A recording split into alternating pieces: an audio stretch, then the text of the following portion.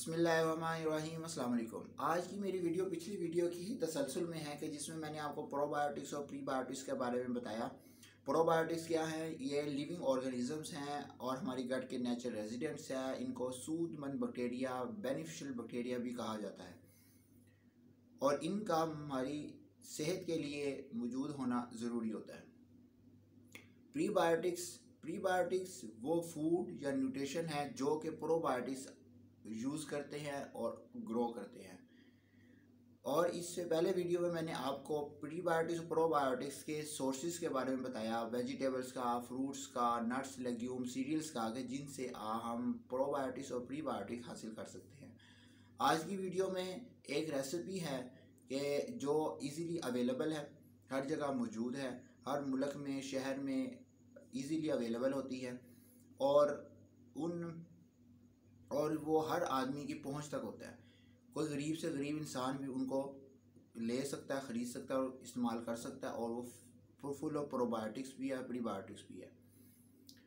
बताने से पहले सबसे पहले आपको इंग्रेडिएंट्स बता दूं उस रेसिपी के, क्या क्या चीज़ें आपने लेनी है। सबसे पहले नंबर पे है एप्पल यानी सेब।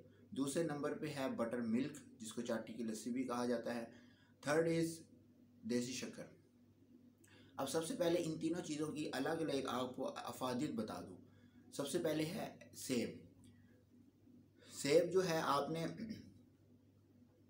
प्रेफरेबली ये करना है कि ऑर्गेनिकली ग्रोन हो, वो सेब लेना है। और जिस तरह एक मिसल मशहूर भी आपने सुन रखी होगी, an apple a day keep the doctor away. किसी ने किसी ज़माने में कहा था, सच ही कहा था, मगर ये इस पर भी डिपेंड करता है कि सेब को इस्तेमाल कैसे किया जाता है।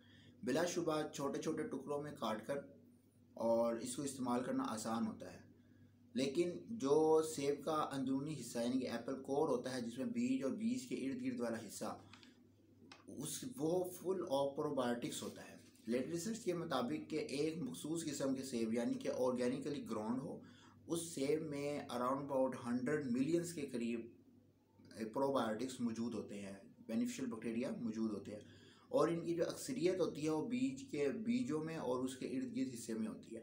अगर आप एप्पल कोर, बीज वगैरह इस्तेमाल नहीं कर रहे तो आप सिर्फ और सिर्फ 10 मिलियंस के करीब ही प्रोबायोटिक्स खा रहे हैं। एप्पल कोर के बारे में एक और बात बताता चलूँ। कुछ फलों के बीज जिनमें एप्पल सीड्स भी शामिल हैं, उनमें एक बहुत ही थोड़ी मकदार में कंपाउंड होता है जिसको अमिग्डालिन कहा जाता है।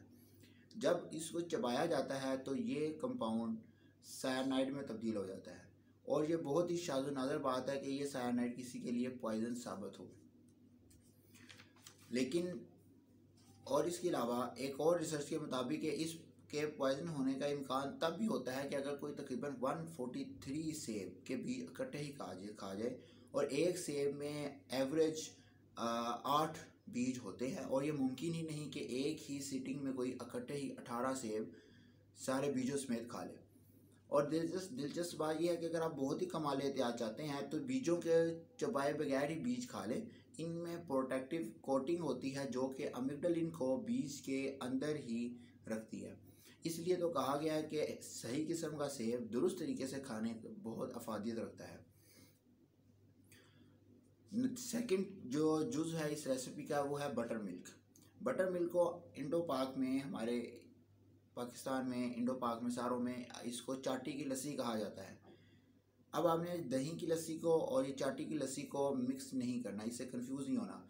जो ये बटर मिल्क है यानी कि चाटी की लस्सी है, ये दही को शेक करने के बाद दही के ऊपर मक्खन की लेयर आना शुरू हो जाती है, ऊपर मक्खन जमना शुरू हो जाता है, और नीचे जो लिक्विड बचता है वो चाटी की लस्सी कहलाता है, और ये फुल ऑफ प्रोबायोटिक्स होता है। और ये जो चाटी की लस्सी है, ये तमाम इंसान ही, चाहे वो दिल के मरीज़ ही क्यों ना हो, वो भी इसे यूज़ कर सकते हैं, क्योंकि इसमें तकरीबन फ़ैट निकल चुकी होती है, और पीछे बच जाने वाला जो लिक्विड होता है, चाटी की लस्सी होती है, वो स्टमक के लिए भी जूद हज़म होती है। अब आपको इनका बनाने का तरीका बता दूँ। आपने 2 सेब ले लेने हैं, उनको अच्छी तरह धोने के बाद कुछ देर पानी में डुबो कर रखें, और उसको फिर छोटे छोटे टुकड़ों में काट कर 1 गिलास चाटी की लस्सी में डाल दें और शेकर में शेक कर लें। और उसके बाद आप उसमें देसी शक्कर डाल सकते हैं हस्बे जायका। चीनी इस वजह से नहीं कहा शुगर को, क्योंकि वो खुद एक वाइट पॉइजनस कहा जाता है उसको, और उसके अपने नुकसान हैं, इसलिए आप मिठास के लिए देसी शक्कर का इस्तेमाल कर सकते हैं। तो अब इसको शेक करने के बाद एक मशरूब तैयार हो गया, और ये फुल ऑफ प्रोबायोटिक्स है। और प्रोबायोटिक्स और प्रीबायोटिक्स के क्या फ़ायदे हैं, किन किन बीमारियों से, कैंसर डिजीज़ से, इंटेस्टाइन की बहुत सारी बीमारियों से, जो कि मैं अपनी पिछली वीडियो में जिक्र कर चुका हूँ, उन सब से इंसान बच सकता है। उम्मीद है कि ये आपको अच्छी समझ आई होगी, और ये इंशाल्लाह आप आइंदा से इसको इस्तेमाल भी करना शुरू करेंगे। Thank you very much.